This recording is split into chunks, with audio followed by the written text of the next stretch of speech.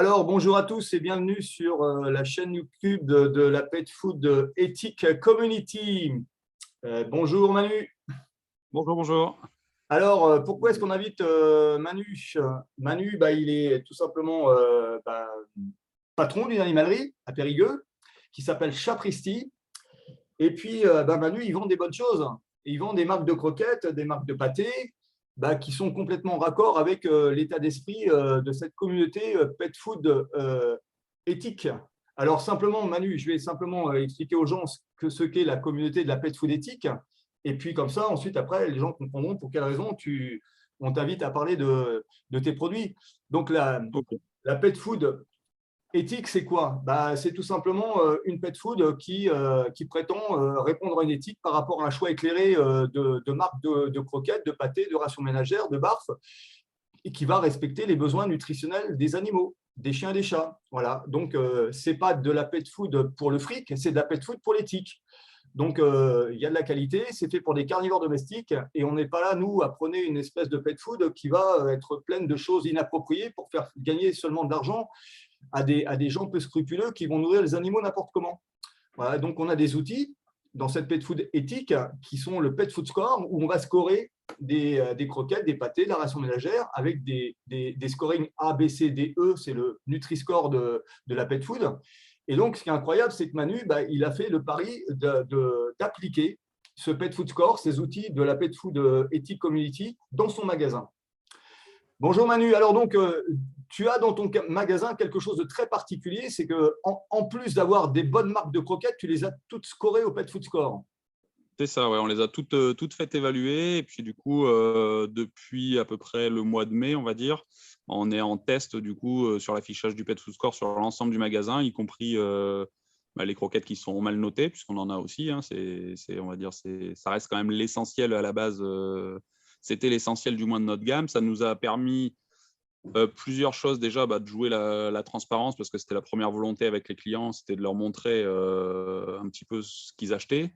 Leur donner un point de repère aussi, parce que parmi les centaines de variétés qui existent dans le commerce de la croquette, que ce soit en supermarché, chez nous par exemple en animalerie ou chez des grandes chaînes, les gens sont un peu perdus. Nous, c'était un peu le ressenti qu'on avait. Ils ne savaient jamais trop si leur croquette était bonne, si elle ne l'était pas.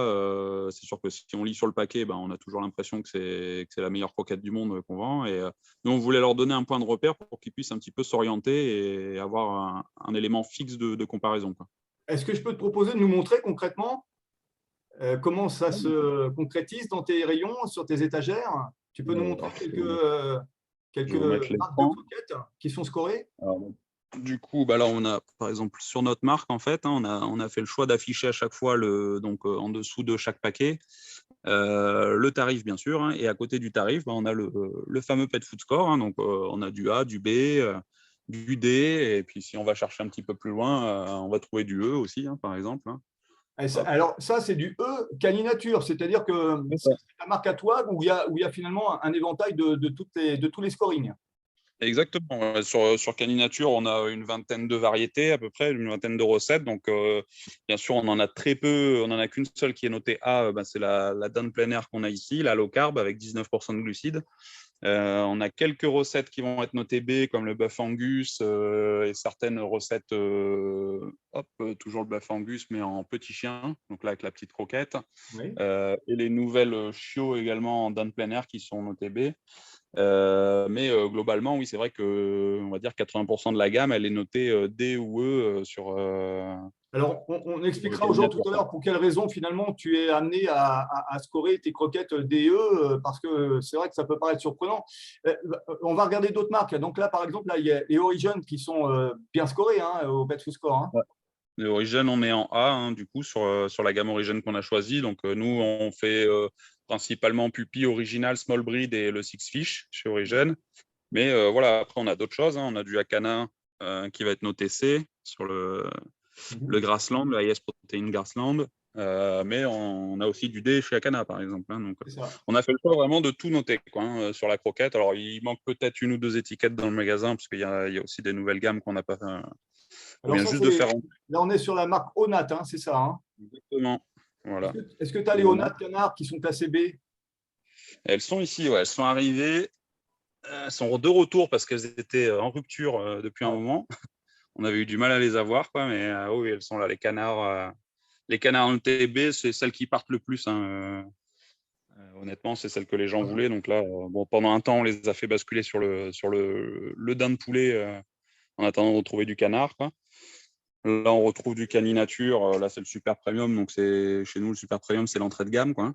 Mais là, Donc tout ça, est c'est classé des E. croquettes que tu avais depuis longtemps, en fait. Oui, c'est ça, depuis le début avec GA, puisque nous, on fait fabriquer avec GA Partner, hein, que tu connais bien. Oui. On exploite une bonne partie de leur catalogue disponible, quoi. On voulait offrir voilà, un choix plus large. Et en fait, sur des qualités équivalentes, on essaye, en fait, par rapport à d'autres marques, on ne va pas forcément les citer, mais voilà, certaines d'autres marques de Green Free, on voulait essayer de trouver des tarifs plus attractifs pour les clients aussi, quoi. Là, on retrouve du Gosby, par exemple. Donc, Gosby, on n'a pas grand-chose de bien noté chez Gosby, malheureusement, enfin, sur leur gamme exclusive, du moins. Ben non, je sais bien, parce que c'est moi qui l'ai fait, les scorings. Ouais. Je les connais bien. Mais bon, on joue le jeu. Au début, on s'était dit, on va noter que les ABC, par exemple. Oui. Et puis, en fait, par définition, tout ce qui n'aurait pas été noté aurait été noté D ou E. Donc, du Et coup, donc, ça tu a as été plus préféré simple pour assumer nous le de... fait de tout scorer. Ouais, bien sûr, ouais. Parce Bien que sûr, bien bon, sûr. Et puis, il y en a qui vont se dire, mais c'est se tirer une balle dans le pied parce qu'il ne va jamais les vendre. Mais justement, c'est peut-être ça l'idée, c'est de réorienter les gens vers des meilleures gammes. c'est ça. Donc là, on a aussi, nous, on est distributeur aussi de la marque Atavik depuis Atavic. longtemps. Oui. Donc là, pareil, elles sont toutes classées. On a du D aussi. On va dire, c'est globalement en C chez Atavik, quoi. Ouais, c'est pas fameux chez Atavic, ouais. Je sais bien, ouais. Ouais. Bon, il y a pire, il y a beaucoup mieux, mais Ah bah, il il y y a a pire pire. Mais aussi. non, mais déjà, le fait est qu'il faut pas oublier une chose, c'est que quand bien même une croquette ne serait classée que C, elle fait quand même partie, on va dire, Ouais, c'est ça. des 10% des meilleures marques qu'on trouve sur le marché, hein. C'est certain que si tous les clients étaient sur de la croquette en C, Ça serait ce déjà serait très déjà bien. magnifique, quoi. Ouais. Ouais. Donc là, il y a du Donc là, carnivore. voilà, les gammes fraîches, hein, qui sont là. Et alors, Ça- dis-moi, il y a des pâtés Carnilove là, juste en dessous, là, c'est ça? Ouais, elles sont Elles là, sont ouais. là également, ou elles vont l'être peut-être un jour? Ouais, elles vont l'être. Bah, c'est en cours. On est en train de voir. Je crois qu'en premier, on va faire la notation des pâtés chats en Oui, premier, parce que c'est quand même. En fait, le marché, il est quand même assez distinct en chat et en chien, quoi. ouais. C'est-à-dire que la croquette, c'est quand même principalement du chien, voilà, parce qu'en volume, forcément, un chien, voilà, en moyenne, c'est 20-25 kilos le chien, donc ça mange beaucoup plus qu'un chat. Par contre, c'est vrai que les clients en chat consomment énormément de pâtés, énormément d'humide, et Oui. du coup. Alors, tu as de l'Altudog. Ah, ça, c'est classé A. Là, on a de l'Altudog. Alors, on a du B aussi chez Altudog sur la gamme d'Inde, mais Oui. le reste est en A, bien sûr. Oui, ça c'est. Alors, par contre, ça, c'est pas des croquettes, c'est du barf déshydraté, hein. C'est ça, ouais. C'est Voilà, pas c'est de la... sur les tableaux comparatifs de croquettes, c'est sur les tableaux comparatifs Pet Food Score du barf. Exactement. Exactement. Mais c'est vrai que c'est une marque qui est encore, on va dire, assez confidentielle, malheureusement, quoi. Mais bon, c'est un produit très particulier à utiliser aussi, hein. C'est vrai que c'est pas évident la première approche quand on est habitué aux croquettes. Mais après, moi, je sais que les chiens, ils adorent à la maison. Ah Et, bah, moi, j'en ai et donné à franchement, Yoda, c'est incroyable. Quand on réhydrate ces aliments séchés, là, on voit réapparaître les morceaux de viande fraîche de poulet, les morceaux de gras, les petits légumes. c'est ça. Ah ouais, c'est très appétissant, hein.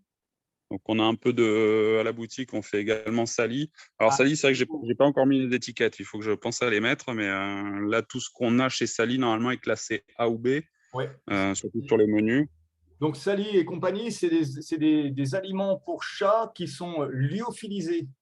Voilà, c'est encore un peu différent. On passe un cap encore au-dessus sur le système de fabrication. Donc là, c'est lyophilisé, c'est-à-dire que ça ne subit pas de cuisson, puisqu'en fait, il retire l'eau par sublimation. C'est-à-dire on congèle et hop, l'eau va s'évaporer au Ils bout d'un congèlent, moment. ils congèlent les petits morceaux de poulet frais à moins 70 degrés. Ensuite, après, ils les mettent sous pression. Ça fait éclater la flotte qui se sublime. Et donc, il ne reste plus qu'un aliment qui est très sec, puisqu'il y a moins de 1% d'humidité là-dedans. Et donc, c'est obligation de réhydrater. C'est ça, ouais. Ouais, ouais. Ça, Ouais, c'est et pas puis là, mal. pour le coup, quand on remet de l'eau, là, pour le coup, on retrouve de la viande fraîche, quoi, Ah ouais, ouais, juste ouais, à chaud, ça, quoi. c'est bien. Et voilà, c'est en fait, si Thomas Pesquet avait un chat ou un chien dans la station Mir, il utiliserait de l'Altudog ou du Salier et compagnie parce qu'il réhydraterait les aliments de ces animaux comme il le fait pour lui, quoi. C'est ça. C'est ça, exactement. Alors après, c'est vrai que c'est un procédé qui est assez sympa, mais qui demande beaucoup de temps. Voilà. C'est pour ça que là, on n'a plus beaucoup de stock dessus. On s'est fait un peu dévaliser sur les menus Oui. et on a un peu de mal à réapprovisionner parce qu'on leur avait fait une commande de plusieurs kilos et on n'avait pas pu avoir tout ce qu'on a voulu. Parce que bon, après, il m'a expliqué, en fait, leur procédé, il leur faut à peu près 48 heures pour produire 1,2 kg de matière finale, quoi. Ah oui, donc Donc, ouais. voilà, ça reste encore une petite entreprise, hein, comme je dis, c'est quasi artisanal, quoi. Ouais. Et, donc voilà. Bon, après, voilà, on n'a pas tout noté, on n'a pas tout bien non plus, hein, sur le magasin. Faut Mais qu'on. attends, c'est quand même. Mais déjà, bon, le simple fait déjà d'avoir scoré toutes les croquettes. Alors, est-ce qu'on peut on peut te revoir, Manu? À moins que tu aies Ouais, des bien choses sûr. encore à nous montrer qui sont. Alors, tuc, je change et je suis là. Voilà. Alors, dis-moi, parce que bon, il y a quand même des choses qui sont incroyables. Euh, je me mets à la place alors, je me mets à la place d'un client qui était habitué à venir chercher ses croquettes chez toi et qui, du jour au lendemain, va aller Ouais. voir si c'est D ou E. C'est quoi son attitude à cette personne? Bah écoute, on va dire, on a deux cas de figure en fait. Il y a le premier cas, c'est les habitués, qui, il y en a qui le remarquent à peine, puis même quand on leur fait remarquer, bon, dans tous les cas, certains comme ils disent, bah moi mon chien il mange très bien, il digère bien et je veux celle-là. Voilà, il y a aussi des impératifs, je pense, de budget qui rentrent en jeu, hein, parce que c'est vrai que même si c'est pas forcément tout le temps vrai, mais le fait est que généralement, quand on monte en qualité, on monte quand même un petit peu en budget, quoi. Et c'est vrai que tout le monde n'est pas prêt à passer ce pas-là non plus, quels que soient les arguments qu'on ait, hein, parce que c'est vrai que même si on argumente un petit peu sur le côté santé aussi de l'alimentation, c'est pas toujours ce qui va faire acheter le client. Mais donc on a ce premier cas-là de figure, et après il y a le deuxième cas, c'est celui-là qui vraiment nous intéressait, c'était les clients qui vont se poser des questions. Du coup, savoir pourquoi ma croquette elle est classée D ou pourquoi elle est classée E, qu'est-ce que je dois faire. Et voilà, donc là, c'est là où nous, notre démarche de vendeur, elle rentre en jeu. De vendeur et de conseiller avant tout, quoi, c'est de leur montrer un peu le chemin vers la bonne croquette, la bonne alimentation, et surtout leur donner des conseils pour pas qu'ils aillent trop vite. Parce que souvent, le premier réflexe, c'est ah ben mince, qu'est-ce qu'il faut que je prenne? Je veux du A ou du B, quoi. Et bon, là, c'est là où nous, on leur explique voilà, que ça se fait pas comme ça, qu'il faut changer progressivement. Voilà, tout le côté pédagogique qui rentre en jeu. C'est pour ça aussi que je t'en avais déjà parlé, mais on a bientôt le projet. Vous voyez, là, on a de la place au-dessus Oui. avant le plafond. On a le projet, voilà, de mettre des grands panneaux pédagogiques pour expliquer un petit peu aux gens déjà le fonctionnement du Pet Food Score, savoir qu'ils aient un petit peu Les le critères listing des d'élévation, règles. Pardon? de façon à leur expliquer les 5 critères d'élévation qui expliquent la note, peut-être. Exactement. Voilà. Comme Là. ça, ils pourront comprendre en fait pourquoi leur croquette est classée comme ça, ou Ouais. voilà, pourquoi elle est A, pourquoi elle est B, pourquoi elle est C.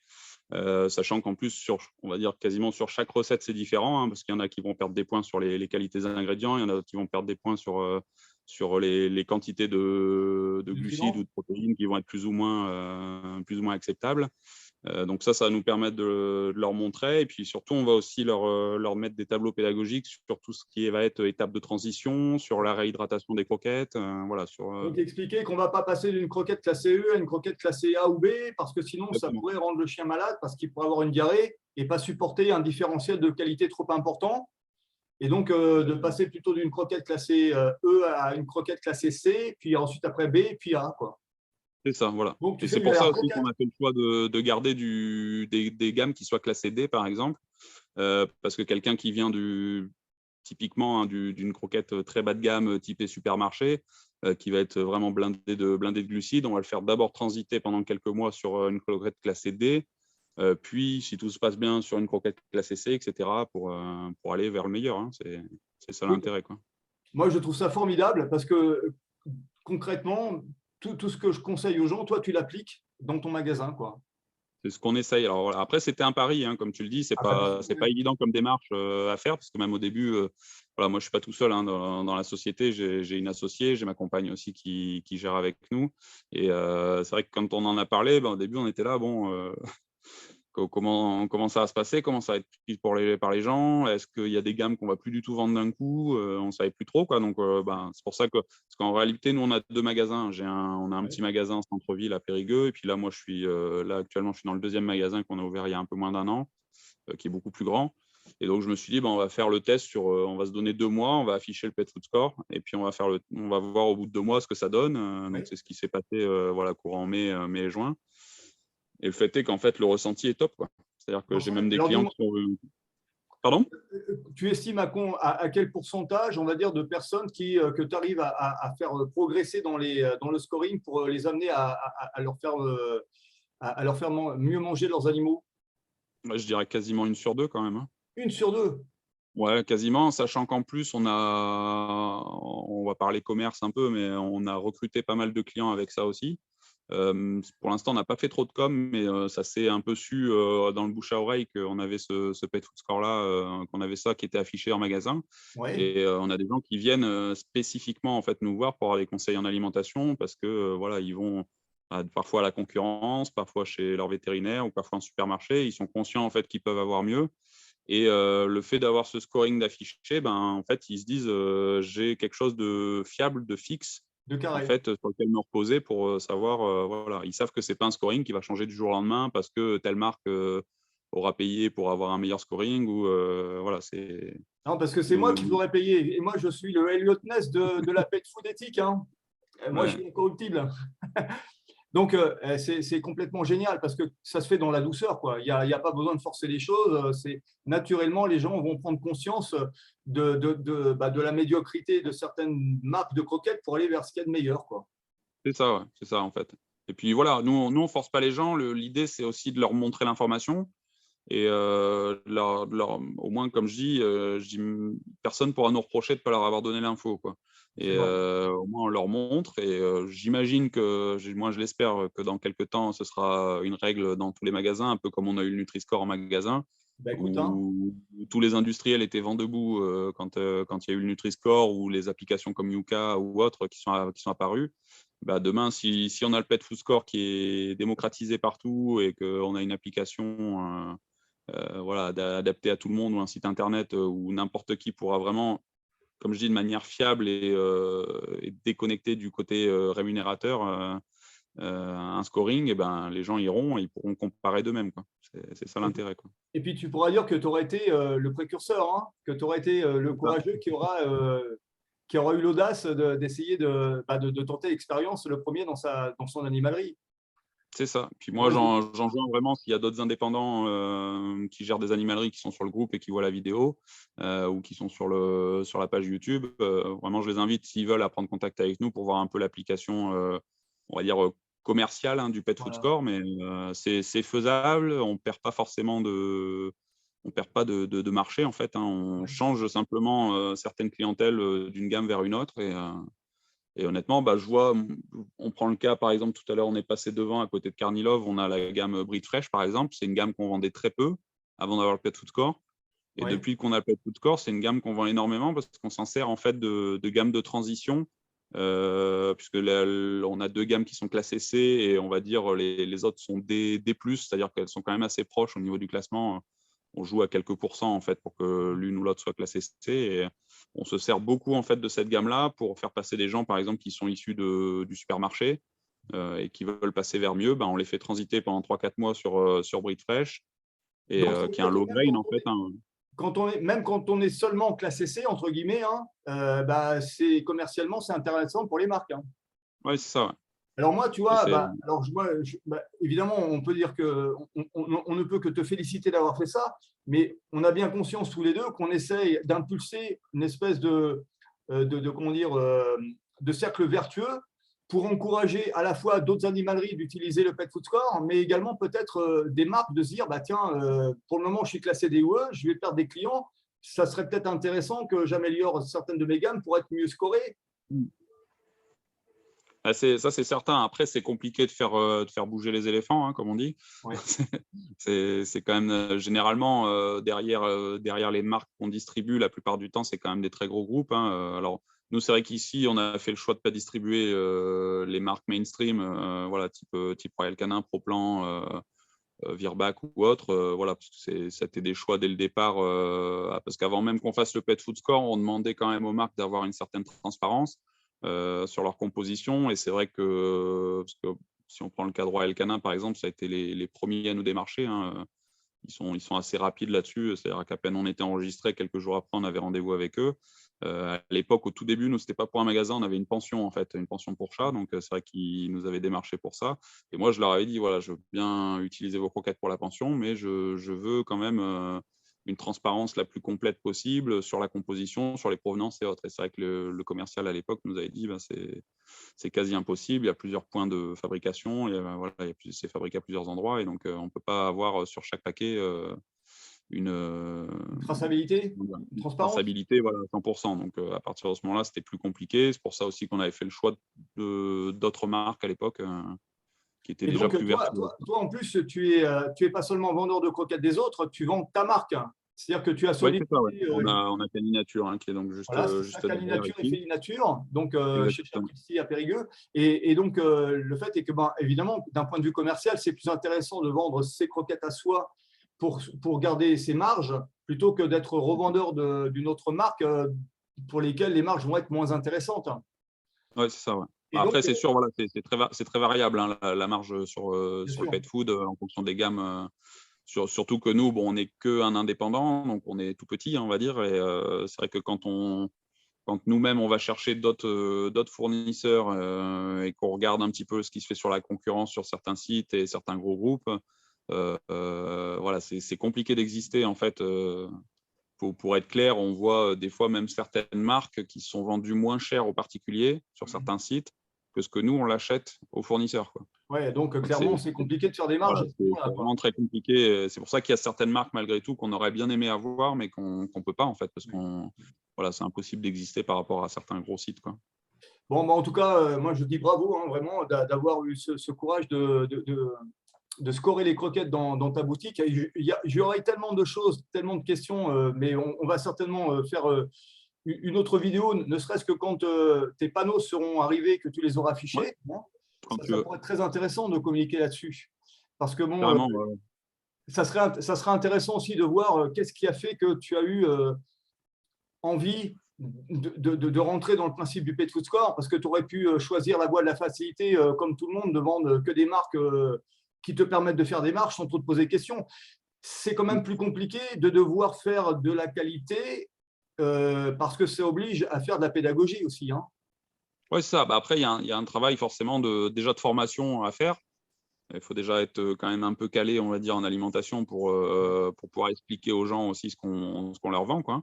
Mais c'est sûr que si on avait choisi la facilité, on aurait choisi d'autres marques à la place de celles qui sont ici et qui se vendent toutes seules, entre guillemets, quoi, hein. Et Voilà. alors, Mais quand nous, tu c'est dis pas. que ça nécessite de la formation, alors tu l'as faite comment cette formation? Bah, après, avec le groupe sur Alerte Roquette Toxique, on a quand même pas mal de sujets. Après, moi, j'ai la chance aussi d'avoir un vétérinaire qui est relativement ouvert. Et en particulier, il y a un très jeune véto dans le cabinet vétérinaire où on est qui est plutôt calé en alimentation et qui est très ouvert là-dessus, en fait. Donc ça nous a pas mal aidé aussi à comprendre un peu le côté biologique, hein, de l'alimentation, quoi. Oui. Et voilà, forcément, bah voilà, après, en regardant à la fois les guides qu'on a sur le Pet Food Score, les 5 règles d'or, on se pose des questions, on va aller chercher ailleurs aussi. Parce que moi, c'est pareil, je suis quand même plutôt du genre à recouper les informations. Donc, j'ai été On va voir pouvoir plusieurs sources. préciser. C'est tout simplement, c'est que parce que quand les gens vont voir cette vidéo, mais c'est quoi ce scoring? Où est-ce qu'on peut trouver les tableaux? Alors pour le moment, on n'a pas de site web qui explique le Pet Food Score, mais par contre, on a une page.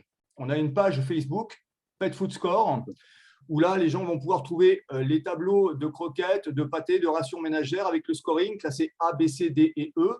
Les gens vont pouvoir également trouver le détail des critères d'évaluation qui expliquent le scoring, parce qu'effectivement, ce n'est pas des évaluations doigt mouillé.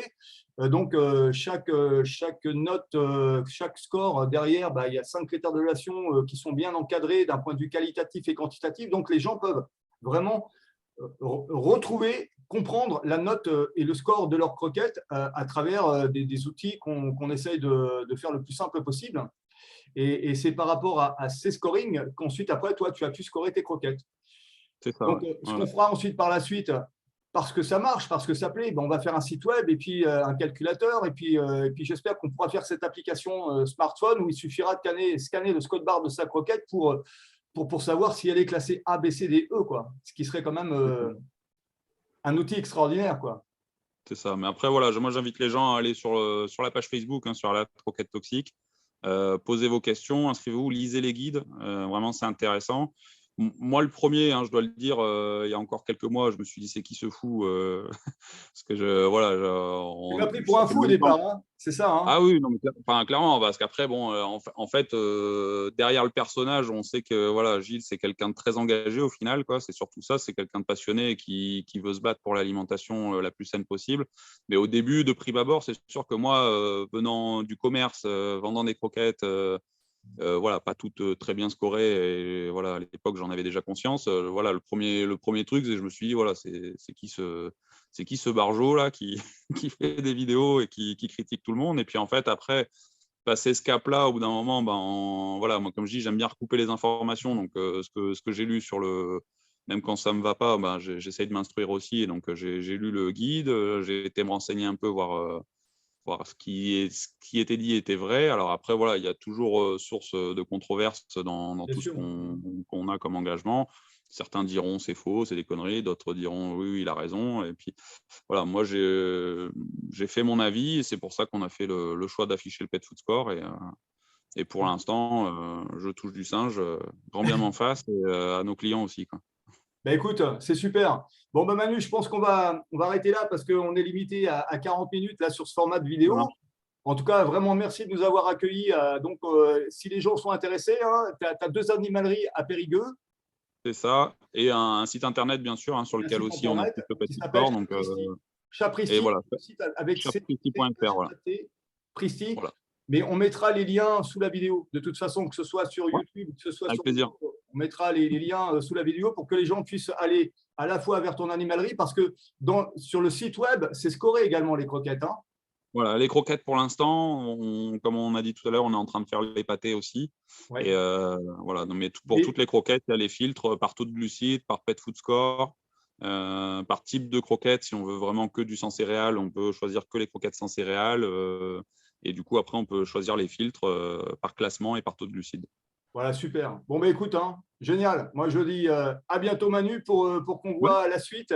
Et puis, tu nous ça diras marche. un petit peu comment la réaction des gens par rapport à tout ça et par rapport à ces panneaux que tu vas mettre en place. Aucun problème, on fera un retour. Bonne prospérité. Salut, merci, à bientôt. Au revoir.